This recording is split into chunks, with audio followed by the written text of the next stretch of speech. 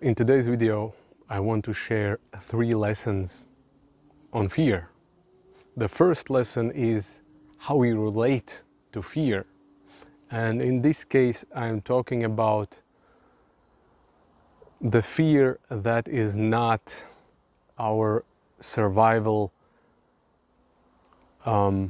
reaction in extreme cases when it's live or die, when we truly need to be 1000% alert and either fight, flee, or do something else in the moment. That's different. That's survival pattern. Like deep survival mechanism that is innate for our organism to protect itself. I'm not talking about that. I am talking about fears that we experience like every day. And they may feel similar in a way, because our everyday fears, for example, our computer crashes and we are afraid that our material that we worked on won't be saved, yeah, that can also feel scary. It's like, oh my god. It can also feel, yeah, like this freeze or flight moment for us. But it's different because it's like not life-threatening. And so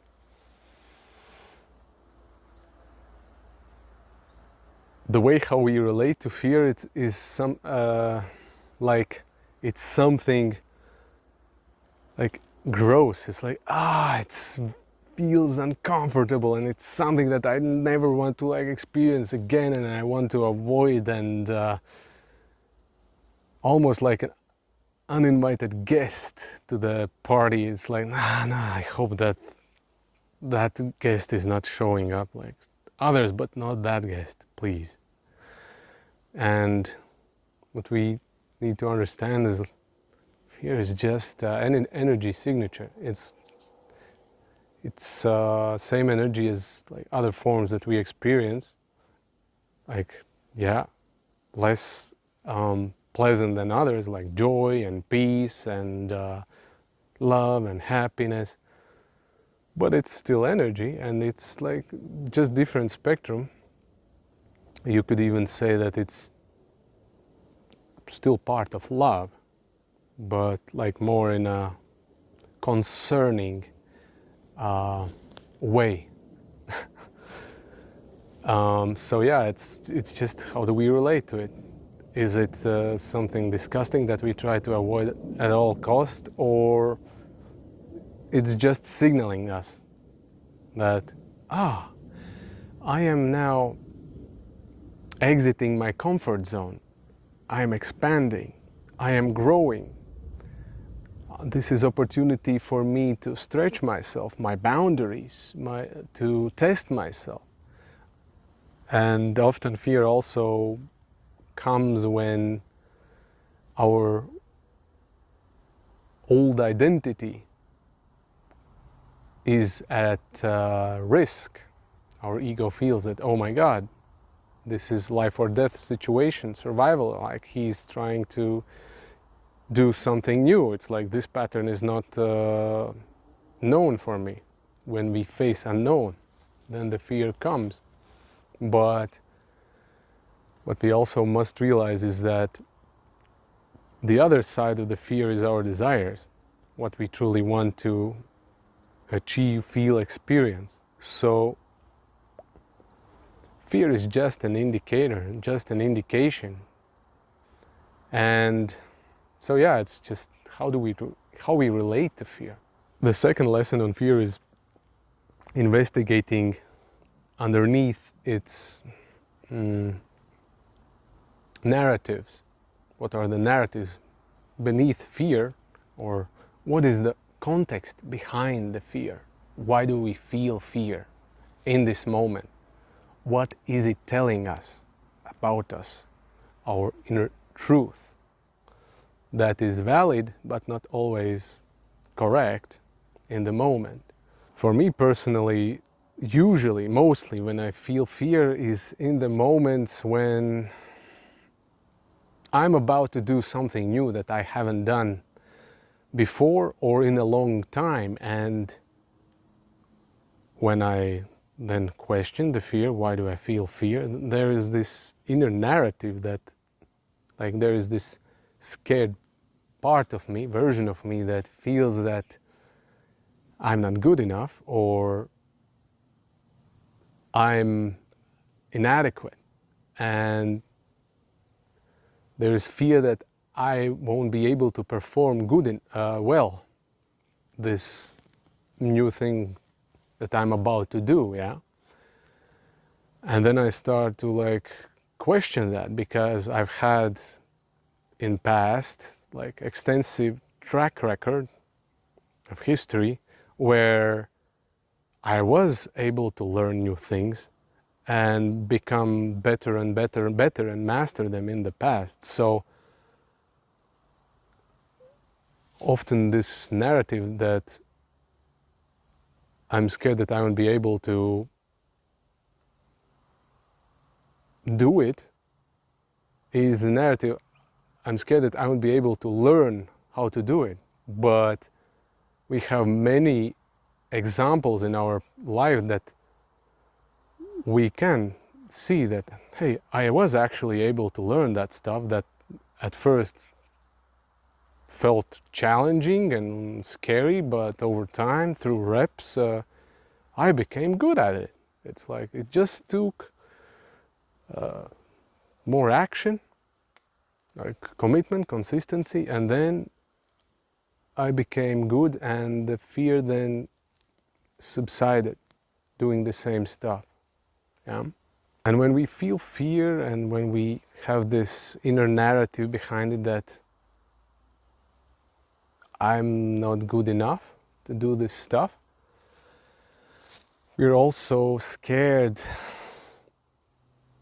that others will judge us or they will humiliate us, and we will feel humiliated by others' presence. That others will maybe see that, oh, we failed and what a miserable experience.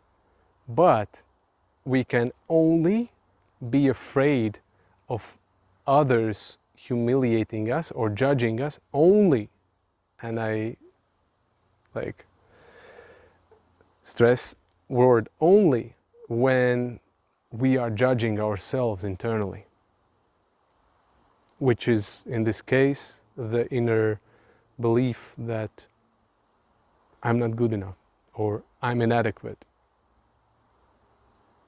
And so these moments reveal us, okay, so this belief is still active within me. Okay,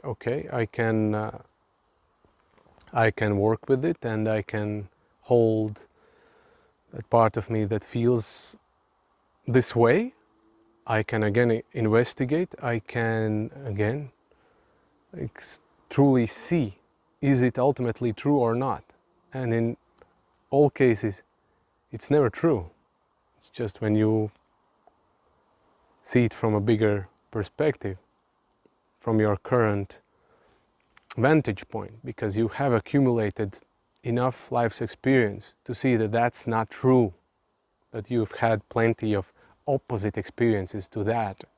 You know, when somebody judges someone else, for example, often I've seen this when more experienced people in the field have tendency sometimes to judge the newbies who like come to join them and start doing the thing, and then it's like this almost like arrogance, like he doesn't know what he's doing. But like, hey, like have some like realistic expectations. Like he's in his first days, it's like you also have had like multiple things that you are not great, yeah, at first, and it took time for you to become good at that. So like and usually when people judge others about like their newbish level, it's because the newbies trigger in them their own insecurities about themselves that they haven't like looked into enough, and so the ego wants to compensate their own insecurities by like making others inferior to them. So that's always a mirror moment. It's just an example to like investigate the context of fear. For example, a guy wants to cold approach women on streets or in other like public places, but he's scared that he will be rejected, that he has nothing to offer, he's like low value, that women will be irritated by his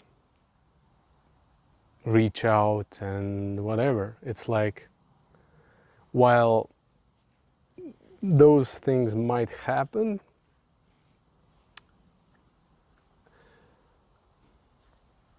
if guy would be in peace with himself, meaning that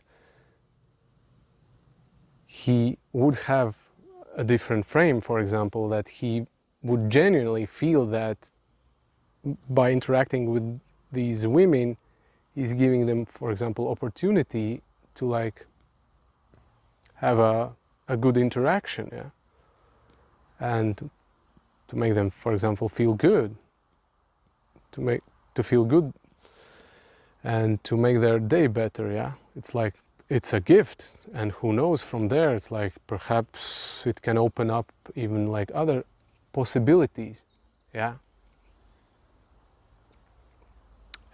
If a guy would have this kind of frame, then he wouldn't feel insecure or like hurt when some of the reactions that I mentioned before would happen. Maybe some of the women that he approached, the day was like very frustrating and she didn't want to like have any part of it. It's like fuck off. It's like, okay, it's like, it's not because of the guy, it's like because of what these women are like going through, or other people. But we always tend to take things personally in. We think, it's because of me, or like, and this type of perception is only because of there are still wounds that need to be healed. We have these wounds, and we like take everything personally. We try to control our environment as much as possible so we don't get hurt, yeah. And that's why there is this self-centered view on life. So almost everything's about me. It's like, no, it's not. Like, there's like bazillion reasons why like a person might react specifically towards you, sometimes like not nicely, yeah. It's like, it can happen. It's like, what you can do is like just to have compassion for them. If, for example, maybe they like get angry with you, like, what the fuck do you want? Yeah, it's like, okay, hey, it's okay. So yeah, it helps to know that not just us but others are also going through shit, so kind of giving them pass a little bit. So having a beneficial or empowering perspective on our fears definitely help us to deal with them as well, and to help us realize that, hey, it's not as bad as we might thought before. Lesson number 3 on fear is that in order for us to transcend fear, action is required. At least from my experience, in most cases, action is required. Until we take action, we're gonna be paralyzed in our like mental space. We're gonna have all these like over analyzing moments, and it's like what if, what if, what if, what if, what if, what if, what if, what if. It's like, oh, come on, like just do it. And from my experience personally, when I feel fear, it's usually just initially, because when I step into the activity that I felt fear about before, the fear starts to disappear gradually. So from this perspective, fear is almost like an initial barrier. Once we step over it, it's not there anymore. And many athletes have also like spoke about this, the initial anxiety pre-game, and when the game starts, it's like, I'm good. So yeah, fear is, in my experience, a lot connected with like self-judgment, that we are scared that we won't be able to perform well enough, and yeah, scared of our ability to do new stuff. Yeah. And these roots can go for this fear in childhood. Often they do. When maybe a teacher told bad things about us, that we were stupid in school, or parents said like, what the fuck, why the fuck did you do that? And that made us perceive ourselves as inadequate. Like these moments, it's valuable to like remember these moments and review them for what they really are, from the updated current version of ourselves, not the child selves that still see the same moment from their perspective, which was limited at that time. The more we take action to the specific thing that we initially were fearful, or maybe still feel a little fear from time to time, the more we take action, the more comfortable we will become over time with it, and our confidence level will rise, because we will become more experts at this thing. It's not going to be scary anymore. It's like it won't be unknown anymore to us, because we have the experience. We have now the reference experience, positive one. In the end, I just want to like encourage all of you who are listening and watching, is just sometimes we tend to forget that we can do scary, and we have done scary in our life again, again, and again since we were small children. We have done scary when we were children, when we were teens, when we were young adults, or when we like became older versions of us adults. Yeah, we've been doing scary all the time. It depends on like maybe intensity and variation and level, but still we do scary all the time. If we would look at our track record, it's just, we would see, oh yeah, that moment was scary. Oh, that activity was scary. Oh yeah, that conversation was definitely scary. But I managed to do it. Did I die? No.